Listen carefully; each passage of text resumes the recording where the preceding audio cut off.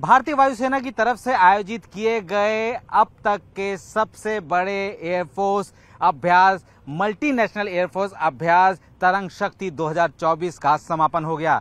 और ये अभ्यास इसलिए बहुत महत्वपूर्ण है क्योंकि इस अभ्यास में दुनिया के तमाम ताकतवर देश अपने अपने एयरक्राफ्ट लेकर आए थे।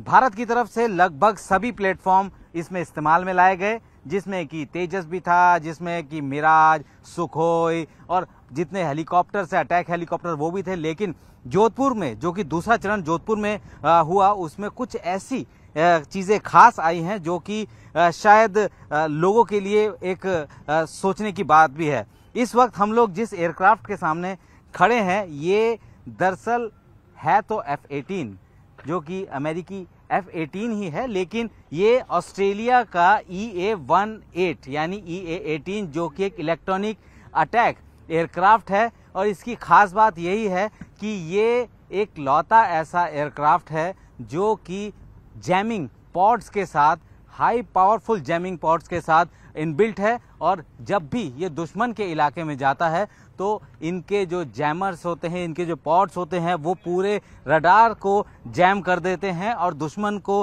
किसी भी तरीके का कोई नुकसान एयरक्राफ्ट को पहुंचने नहीं देते हैं। अब सवाल ये है कि आखिर इसका इस्तेमाल कैसे किया जाता है। जब भी कोई वॉर लाइक सिचुएशन होती है, वॉर होती है या दुश्मन के इलाके में अटैक के लिए जाता है कोई भी वायुसेना, तो पैकेज के हिसाब से वो आगे की तरफ बढ़ते हैं। फॉग ऑफ वॉर यानी कि जब वॉर के लिए आगे बढ़ते हैं तो उस वक्त इस तरीके की स्थितियां नहीं सामने आती हैं कि आखिर आगे क्या होने वाला है, दुश्मन के पास किस तरीके के मिसाइल्स हैं, एयर डिफेंस सिस्टम है।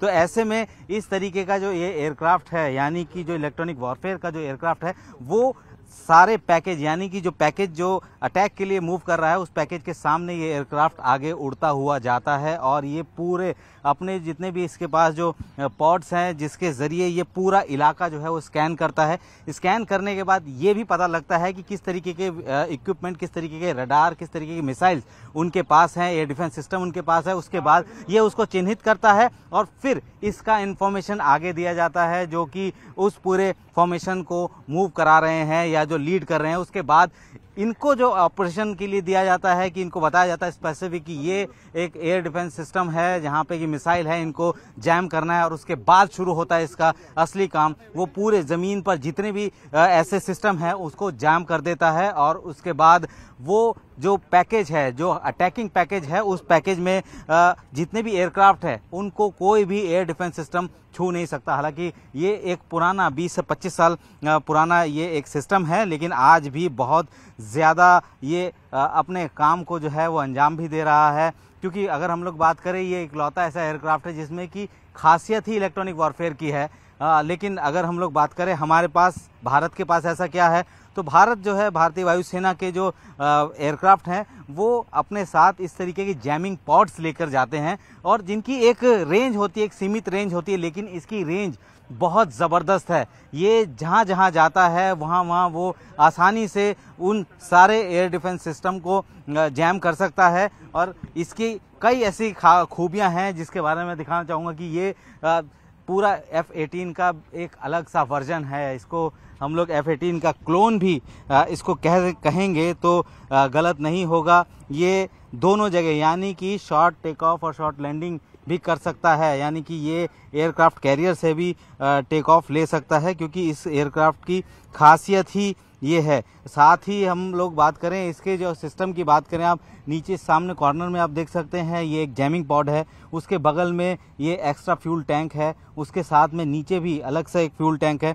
तो ये लंबी दूरी तक मार करने के लिए या लंबी दूरी तक ऑपरेशन को कंडक्ट करने के लिए इसका इस्तेमाल किया जाता रहा है। और ये अपने आप में ही दुनिया का इकलौता ऐसा एयरक्राफ्ट है जो कि दुनिया में सिर्फ इसी अपने जो खासियत है उसके लिए जाना जाता है।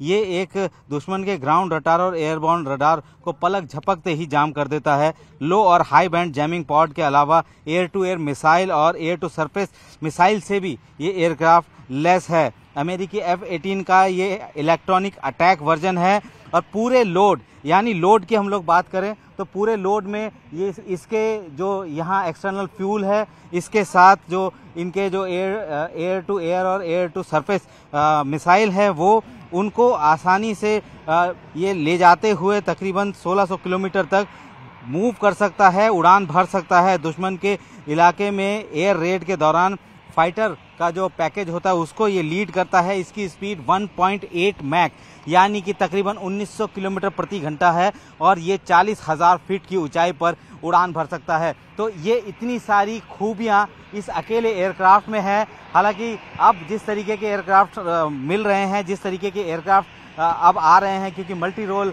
या ओमनी रोल एयरक्राफ्ट हैं, तो वो आसानी से ये नए एयरक्राफ्ट में जो है शामिल किया जा सकता है। खुद जो है एयर चीफ ने इस बात को लेकर भी कहा है कि भारतीय वायुसेना के पास इस वक्त अलग अलग तरीके के एयरक्राफ्ट ज़रूर हैं, लेकिन अब जो भी नए एयरक्राफ्ट आ रहे हैं वो इस तरीके की सुविधाओं से लेस है, यानी कि इस तरीके के जो अलग अलग जो उसकी खासियत है उससे लेस है।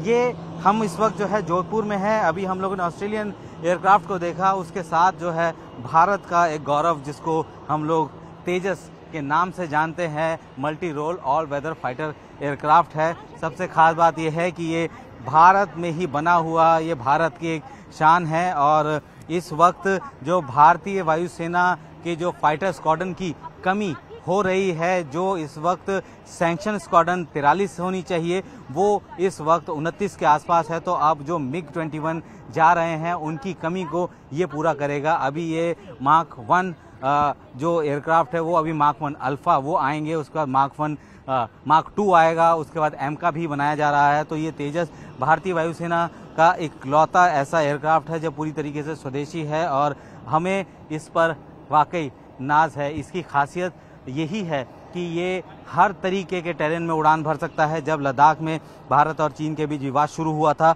उस दौरान इस एयरक्राफ्ट को कॉम्बैट पेट्रोलिंग के लिए वहाँ पे भेजा गया था। तमाम देश इसको अपने वायुसेना में शामिल करने के लिए भारत के साथ संपर्क भी साध रहे हैं। तो ये तो स्वदेशी एयरक्राफ्ट था, लेकिन एक और ऐसा एयरक्राफ्ट जो आपको वाकई देखना चाहिए और ये है वो एयरक्राफ्ट जिसका नाम है A-10 थंडरबोल्ट।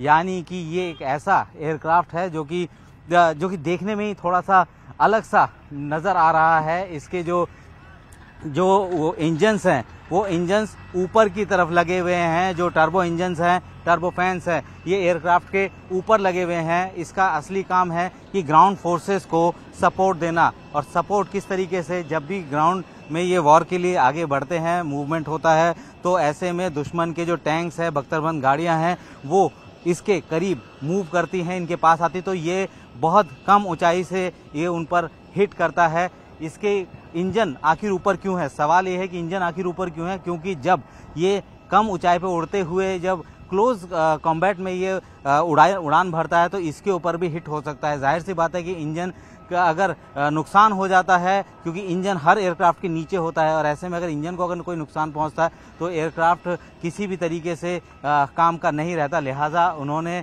इस एयरक्राफ्ट का इंजन जो है ऊपर दिया है, टर्बोफैन इंजन इसका है और ये कम रनवे पर भी, यानी कि छोटे रनवे पे भी आसानी से उतर सकता है और वहाँ से टेक ऑफ भी ले सकता है। ये अपने साथ हर तरीके के इक्विपमेंट, अगर हम लोग बात करें, ये सामने आप इस कैनन को आप देख सकते हैं कि 2, 4, 7 जो है ये कैनन है। जिस टाइम ये यहाँ से राउंड फायर करता है तो ज़मीन में नीचे चलने वाले हर एक जो गाड़ियाँ हैं या टैंक है उनको ज़बरदस्त नुकसान पहुंचाता है। सिंगल इंजन सबसोनिक एयरक्राफ्ट है ये। 1977 में इसको अमेरिकी बेड़े में शामिल किया गया था। दुनिया में शॉर्ट टेक ऑफ लैंडिंग करने वाला अटैक एयरक्राफ्ट बहुत कम है, जिसमें से एक ये है। खास बात यह है कि इराक, खाड़ी युद्ध, अफगानिस्तान और ISI के खिलाफ मिडिल ईस्ट में ये कहर बरपा चुका है। इसकी अधिकतम रफ्तार की बात करें तो 700 किलोमीटर इसकी अधिकतम रफ्तार है और 14,000 किलो लोड के साथ ये 220 किलोमीटर प्रति घंटे की रफ्तार से उड़ सकता है। 45,000 फीट की ऊंचाई पर लगातार ये 4,200 किलोमीटर तक उड़ान भर सकता है।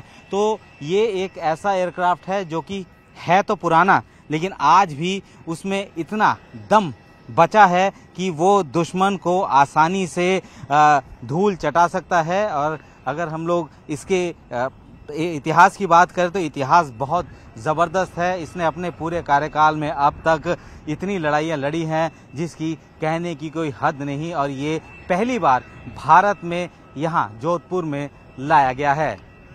कैमरामैन कमल देव के साथ संदीप बोल, न्यूज़ 18 इंडिया, जोधपुर एयरबेस।